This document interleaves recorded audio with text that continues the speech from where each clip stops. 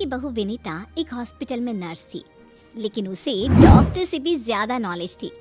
Hospital में सब विनीता की तारीफ किया करते थे। सुषमा का बेटा यानी कि अंकित अपनी बीवी विनीता से बहुत प्यार करता था और उसे अपनी पत्नी की काबिलियत पर बहुत भरोसा था। धीरे धीरे वक्त गुजरता गया और शादी के 8 महीने बाद विनीता प्रेग्नेंट हो गई। मैं बहुत खुश हूँ।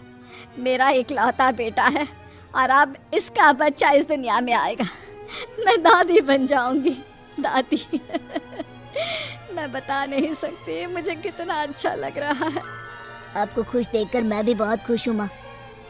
देखो बेटा, वैसे तो विनीता नर्स है, उसे अपने बारे में सब कुछ पता है, लेकिन फिर भी ना आजकल बच्चे पैदा करने में बड़ी परेशानी होने लगी है। उसे कहना कि वो अपना अच्छे से ख्याल रखे। अरे माँ, आप है ना, आपके रहते हमें चिंता करने की क्या जरूरत है। मैं तो अपनी बहू का बहुत अच्छे से ख्याल रखने वाली हूँ। उसे अच्छे से खिलाऊंगी पिलाऊंगी, तभी तो मेरा पोता या पोती एकदम हेल्दी पैदा होगा। कुछ दिनों के बाद सुबह के वक्त। अरे विनीता बहू, ये तुम क्या कर रही हो? कुछ भी तो नहीं मम्मी, अपना हेल्थ चेकअप कर रही हूँ। और क्या? लेकिन ये ब्लड प्रेशर की मशीन और ये तुम्हारे हाथ में इंजेक्शन कैसा है? अरे मम्मी जी, मैं अपना ब्लड प्रेशर चेक करके देख रही थी। प्रेग्नेंट होना और ऐसी हालत में ब्लड प्रेशर चेक करना बहुत ज़रूरी होता है। लेकिन बेटा, इन सब कामों के लिए तुम्हें डॉक्टर के पास जाना चाहिए। अपना चेकअप खुद करने की क्या जरूरत है?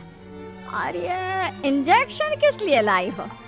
मम्मी जी, इससे मैं अपना ब्लड सैंपल लूंगी और हॉस्पिटल में जाकर अपना ब्लड चेक करवा लूंगी। अरे ऐसा भी कोई करता है भला? अपने खुद के हाथ से खुद का ब्लड सैंपल भी कोई निकालता है क्या? मम्मी जी, ये मेरा रोज का काम है, इसमें क्या है? मैं जब खुद से ये सब कर सकती हूँ तो किसी और से क्यों करवाऊँ?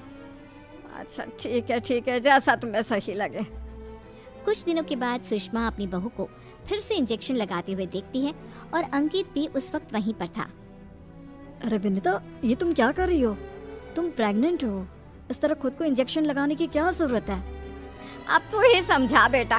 पिछली बार भी अपना ब्लड सैंपल खुद ही कलेक्ट कर रही थी, तब भी मैंने इसे समझाने की कोशिश की थी, लेकिन ये तो मेरी बात सुनती ही नहीं।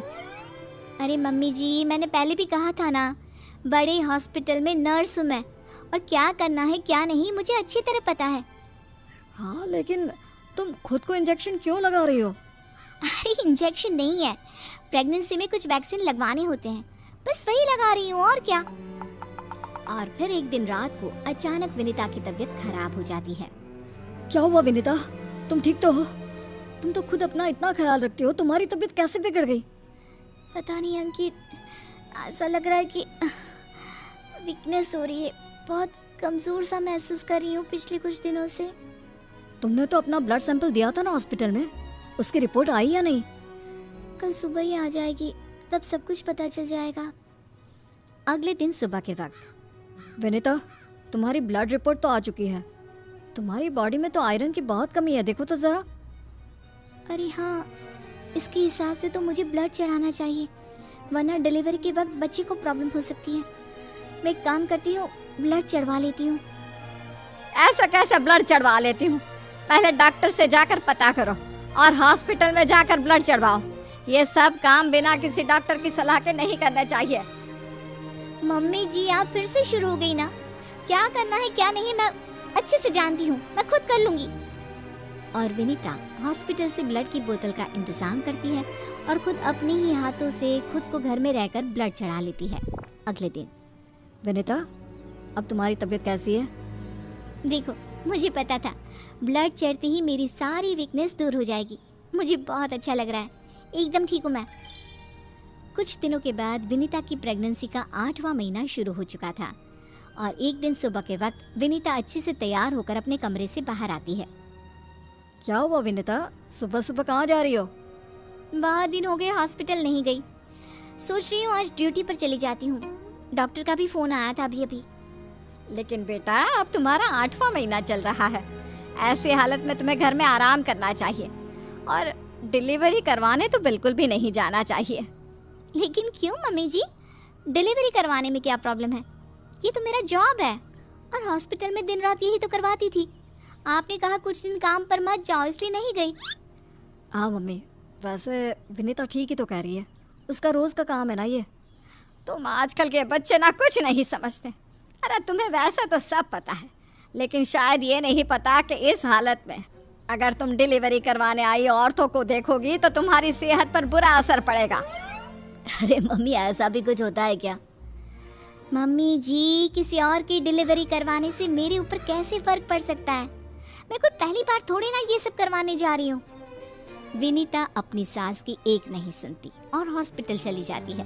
वहाँ से वापस आने के बाद, अरे मम्मी जी, आपको मेरी बहुत चिंता हो रही थी ना? ये देखिए, मैं बिल्कुल ठीक ठाक हूँ, अब आपको परेशान होने की जरूरत नहीं है। और जानती है, पूरी 5 डिलीवरी करवा कर आई हूँ, वो भी नॉर्मल वाली। देखा मम्मी, मैंने कहा था ना विनीता को नहीं होगा कुछ भी। वो बिल्कुल ठीक है। चलो अच्छा है बहू, मैं भी तो यही चाहती हूँ कि तू एकदम ठीक रहे।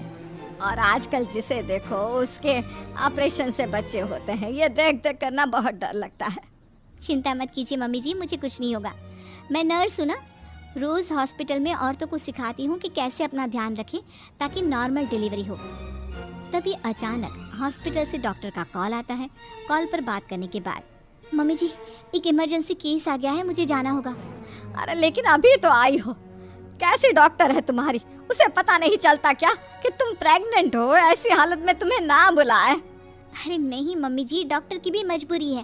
कह रही थी काफ़ी सीरियस केस है और हॉस्पिटल में उन्हें किसी दूसरी नर्स पर इतना भरोसा नहीं जितना मुझ पर है। मुझे लगता है कि तुम्हें मना कर देना चाहिए बहू।